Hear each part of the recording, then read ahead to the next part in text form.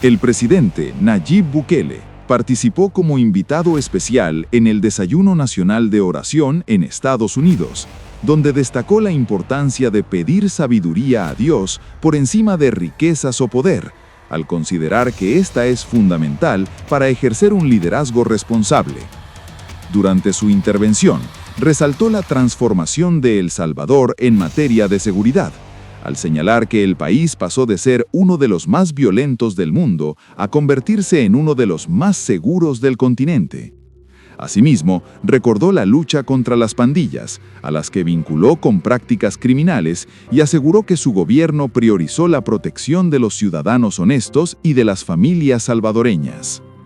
Hola amigos y seguidores de Alfa Producciones, pónganse cómodos porque hoy te traemos un material que de seguro te atrapará. Ya somos 1 millón de suscriptores en este canal y es gracias a ustedes. Somos el canal que desde el día 1 venimos informando todo lo que ocurre en El Salvador, y con la llegada de Nayib Bukele a la presidencia, déjanos tu me gusta para seguir creando contenidos, suscríbete para seguir creciendo y no te olvides de activar la campanita de notificaciones para recibir un nuevo video. Ahora sí, continuamos.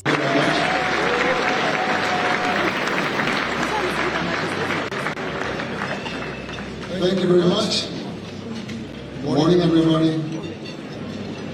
Honorable members of the United States Senate and House of Representatives, distinguished national and international guests, people that are watching us right now, ladies and gentlemen. It is an honor to be here today alongside leaders of this nation and other nations and cultures and backgrounds. In a world where so much is driven by agendas, everything has to be fast, everything has to be rushed, everything happens at high speed, and under immense pressure, this space gives us a rare opportunity to pause and reflect, and a moment to remember why we do whatever we do. Because leadership is not just administration. That's the basic, that's the baseline, the bare minimum really, to keep things going. But true leadership comes down to one thing: decision making. As leaders, our job is to make decisions every day. Small decisions, middle decisions, big decisions, monumental decisions that shape the lives of millions. And that's not always easy. Making the right decisions is not always easy, and it needs one thing above all.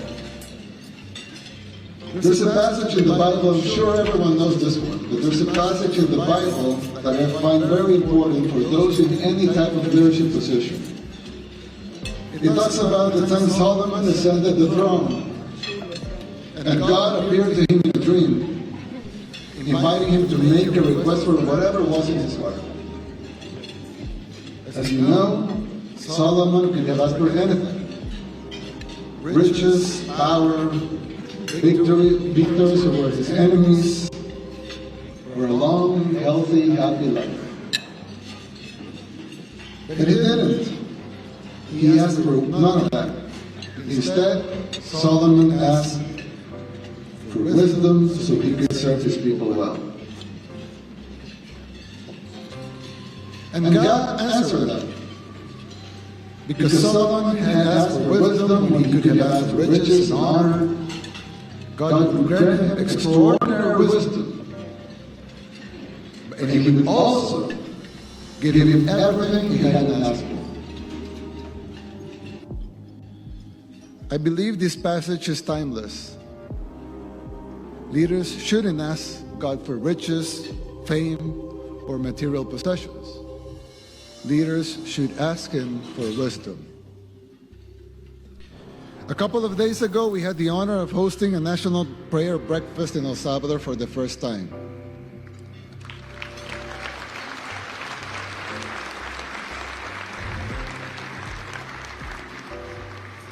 And over there, I share a little about the miracle unfolding in our country.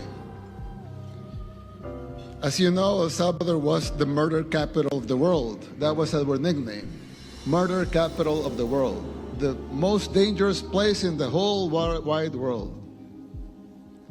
And now is the safest country in the whole continent.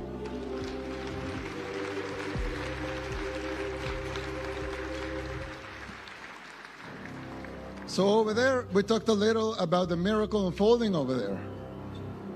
Our experience has taught us that it's impossible to have such big change without the intervention of God.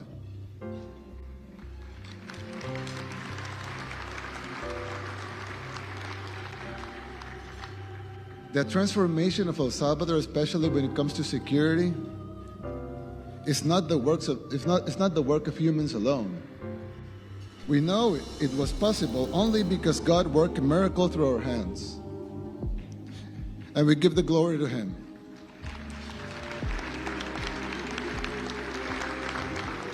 He guided us to make great decisions in times of great darkness. Many people don't know that our enemy was not just of flesh and blood, but spiritual as well. The gangs didn't just murder, rape, extort, they also worship Satan. Straight up, literally. When we went to their homes to arrest them, we discovered altars they've been using for satanic rituals. This is well documented.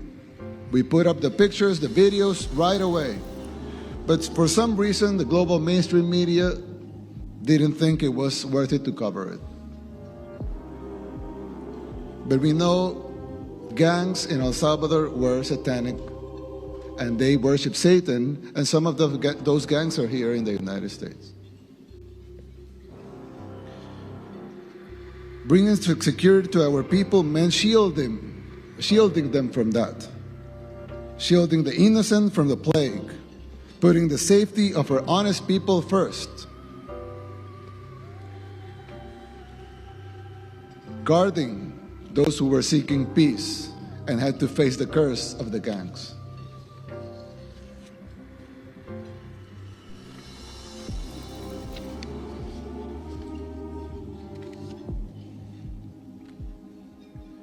If God did this for El Salvador, He can do it for countries all over the world.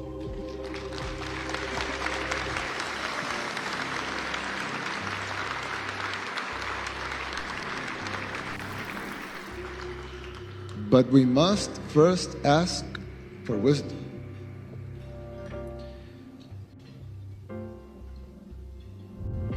Anyone see what we do over there, and they will see brave women, brave men that trained really hard, fought even harder, went with risking their lives with their courage, amazing courage. But all of that would have been worthless if it wasn't because God wanted us to win that war. We won the spiritual war first, and that reflected in our physical world. So the war we won here was only a reflection of the physical war we had won before.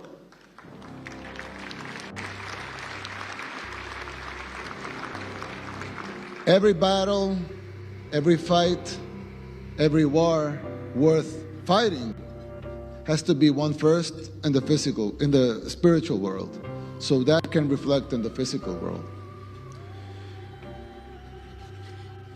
There's another famous saying in the Bible that you can prepare the horse for the battle, but it's God who decides the outcome. The victory lies in Him.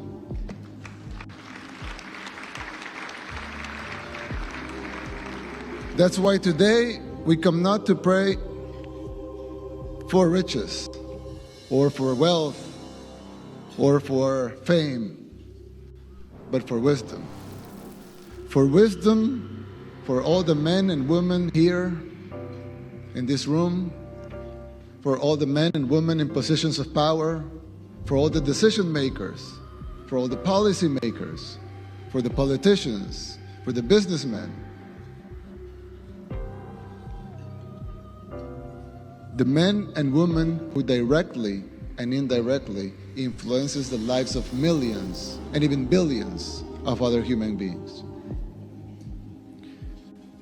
Leadership never means making decisions that serve just a few or less, us, but means making decisions that serve and protect our people and that honor the tasks entrusted to us.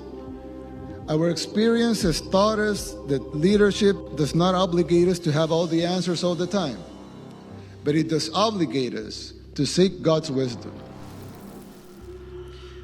to seek His guidance before making any decisions. It obligates us to prepare for the best, to the best of our abilities, and to remember who ultimately grants the victories. May God grant wisdom to all world leaders, and may God bless us all. Amen. Gracias a todos por mirar el video hasta el final, espero que te haya gustado y así puedas volver en un próximo video. Cada día estamos informando todo lo que ocurre en El Salvador, así que ya saben, esto ha sido todo por hoy, nos vemos en una próxima.